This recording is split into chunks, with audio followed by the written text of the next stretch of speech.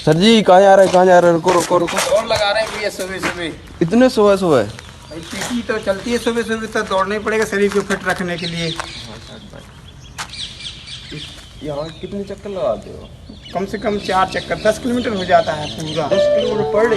ये शरीर फिट रखने के लिए 10। और इतने टाइम तो आदमी उठते नहीं है, आप चक्कर लगा रहे मेरा यही राज है, मेरा फिट रहे। मेरी अभी 51 साल उम्र हो गई है, मैं इसी तरह दौड़ता रहता हूँ। आर्मी में था ना, तो उधर भी तो डेली जबरदस्ती। ड्रेस नहीं है, कल ड्रेस पहने? कल मेरा वो था परेड था, इसलिए ड्रेस में आए थे। वो अब सुबह, अब तो आज वो है, इसलिए पीटी ड्रेस पर में चलना पड़ता है।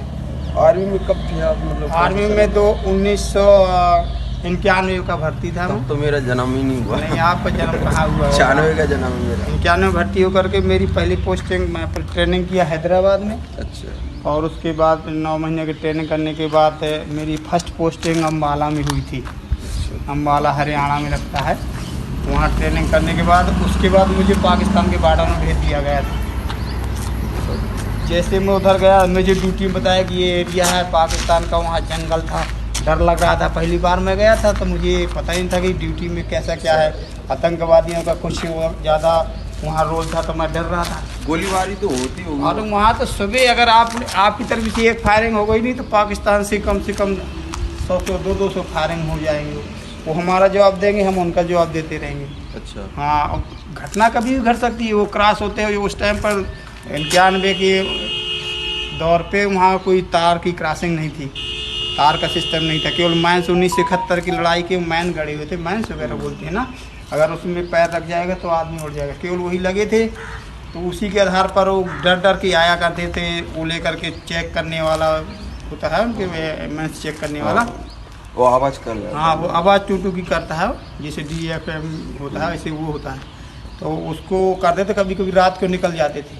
एक बार की घटना थी, मैं इसे पोस्ट में खड़ा था, उधर से एक उसका ड्रेस पहना था भालू का पूरा। हम मैं सोचा कि ये भालू है, लेकिन ये धीरे धीरे जा रहा, वो एक्शन से नहीं जा रहा था जैसे हमने पत्थर मारा था, भागना चाहिए उसको। सही है। लेकिन वो भाग नहीं रहा था। वो ऐसे धीरे धीरे जा रहा था, मतलब इशारे से कि वो हम समझ ना जाए कि ये आतंकवादी है। तो हम जब 2-3 पत्थर मारे तब भी नहीं वो भागा। फिर हमने साहब को बताया अपने ऊपर वाले, सर मेरे को डाउट लग रहा है कि ये भालू नहीं है, कोई दूसरा हो सकता है। सही है। उन्होंने कहा ठीक है, फायर खोलो। जैसे हमने फायर खोला तो वो 1-2 फायर लगी उसके, तो गिरा और चिल्लाने लगा जैसे कि बचाओ बचाओ करके। फिर गए पास में, मरा मिला हमको।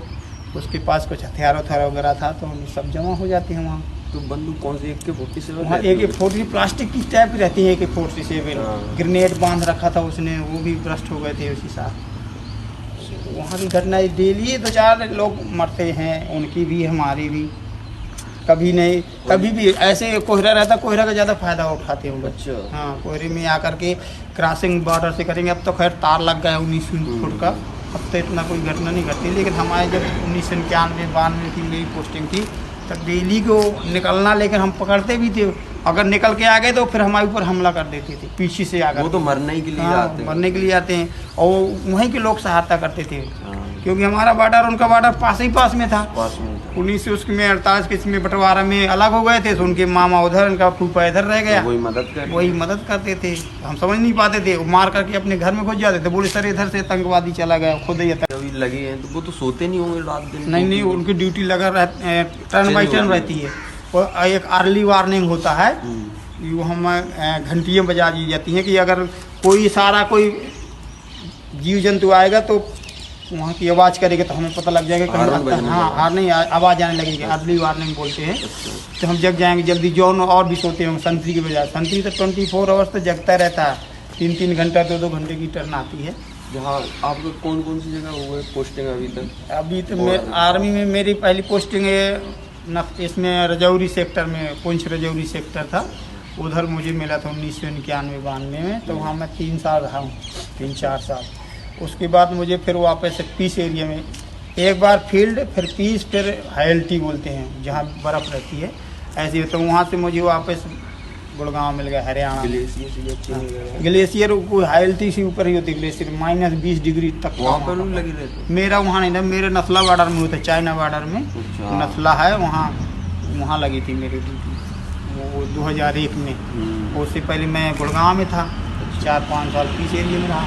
वहाँ से तो यादें तो काफी ज्यादा होंगी, लड़ाई वगैरह। हाँ, लड़ाई 1999 की लड़ाई। अच्छा। मेरी यूनिट उस टाइम पे गुड़गांव में थी। हमको आदेश मिला था कि आप अपने गनों को, मैं ड्राइवर था, डीएस स्पेशल ड्राइवर बोलते हैं, बुफोर्स का, मेड इन स्वीडन की बुफोर्स थी मेरे पास में। 480 बुफोर्स आई थी, जो बोलते हैं राजीव गांधी तोप दलाली, नहीं वो गन बहुत अच्छी थी। वो तोप सी होती है। हाँ, तो होती, उसका वजन दोनों का, गन और स्कैनिया का 20 टन होता है। हाँ, उसका 8 टन, उसका 12 टन। उसकी मारक क्षमता होती है 40 किलोमीटर। 40 किलोमीटर दूर मारते हैं? हाँ, 40 किलोमीटर। गोले का साइज होता है 60 किलो, बड़ा रहता है। 60 किलो। मेड इन स्वीडन या अफ्रीका से, जहाँ से आप डिमांड करो वहाँ से गोला आता है। 2 लाख कीमत होती है गोले की। अच्छा, ये क्या उसमें ये पिक्चर है ना उसकी? हाँ, बुफोर्स की देखना, बॉर्डर पिक्चर देखना। हाँ, उसमें देखे। उसी के कारण, बुफोर्स के कारण वो कारगिल में हमने फतेह पाई थी। कारगिल में? हाँ, कारगिल में लड़ाई आपने लड़ी? हाँ, कारगिल उसी में तो 1999 थी। हमारी बुफोर्सें गई थी उधर। भाई उधर जो वो होती है ना, क्या बोलते हैं, पैदल यात्रा, जो इन्फेंट्री बोलते हैं, वो तो करीब से चढ़ती जाती थी। कारगिल की ऐसी हाइट थी, तो उधर से तो पत्थर मार देते थे, तो किसी के सिर में लगता था मर जाते थे, क्योंकि ऊपर का पत्थर मारना गोली के बराबर था।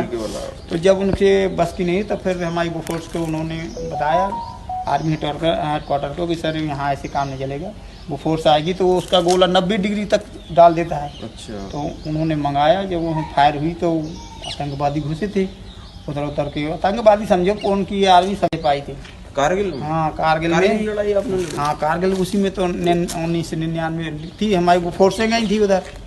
भाई उधर जो वो होती है ना, क्या बोलते हैं, पैदल यात्रा, जो इन्फेंट्री बोलते हैं, वो तो करीब से चढ़ती जाती थी। कारगिल की ऐसी हाइट थी, तो उधर से तो पत्थर मार देते थे, तो किसी के सिर में लगता था मर जाते थे, क्योंकि ऊपर का पत्थर मारना गोली के बराबर था। तो जब उनसे बस की नहीं, तो फिर हमारी बुफोर्स को उन्होंने बताया, आर्मी हेडक्वार्टर को, कि सर यहाँ ऐसे काम नहीं चलेगा, बुफोर्स आएगी तो उसका गोला 90 डिग्री तक डाल देता है। अच्छा। तो उन्होंने मंगाया, जब वो फायर हुई तो आतंकवादी घुसे थे उतर के। आतंकवादी समझो कौन की आर्मी समझो कुछ भी, उनका सहयोग रहता है दोनों का।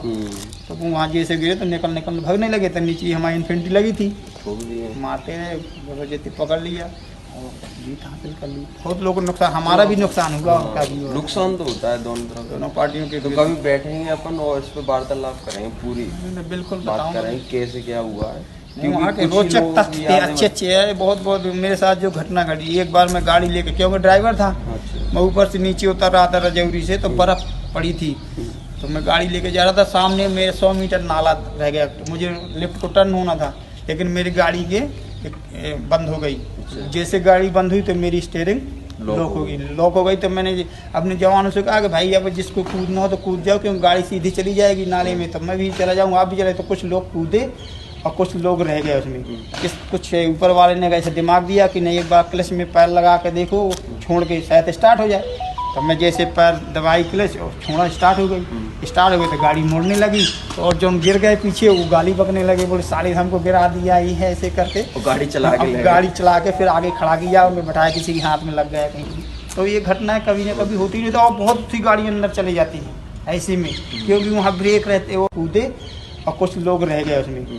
कुछ ऊपर वाले ने ऐसे दिमाग दिया कि नहीं, एक बार क्लच में पैर लगा के देखो, छोड़ के शायद स्टार्ट हो जाए। तो मैं जैसे पैर दबाई क्लच और छोड़ा, स्टार्ट हो गई तो गाड़ी मुड़ने लगी, और जो गिर गए पीछे, वो गाली बकने लगे, बोले साले हमको गिरा दिया, ये है ऐसे करके। गाड़ी चला के फिर आगे खड़ा किया, उन्हें बैठाया, किसी के हाथ में लग गया कहीं।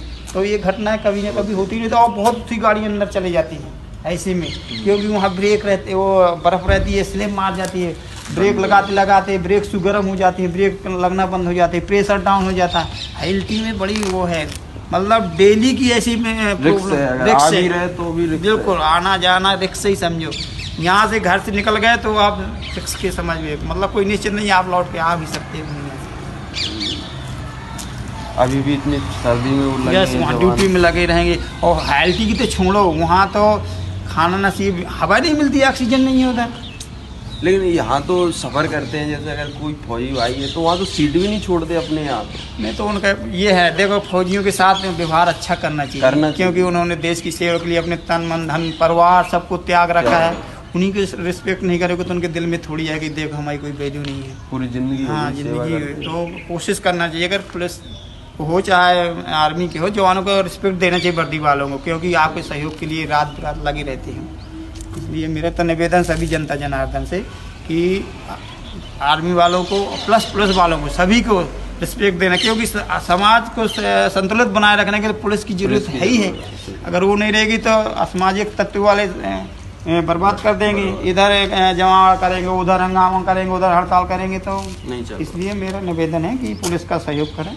पुलिस परिवार मेरा बहुत अच्छा है, ऐसी बात नहीं। एक आधा होते हैं जो थोड़ी बहुत बदनाम कर देते, तो सब जगह एक ये कहते हैं एक मात के विपुल कुमारा, पृथक पृथक ये वेश विचार के, ये 5 अंगुलियां 5 हैं, कोई छोटी कोई बड़ी है, तो कोई पुलिस वाला एक आधा ऐसा गलत निकल जाए, नहीं सभी सही होते हैं। चलो तो अपन बैठ के कभी अच्छे से स्टोरीज पूछेंगे और मज़ा आएगा इसमें सुनने में। तो मैं कहूँगा आप लोग भी दौड़ा करो मेरे साथ, कभी कभी आया करो। Okay 10 kilometre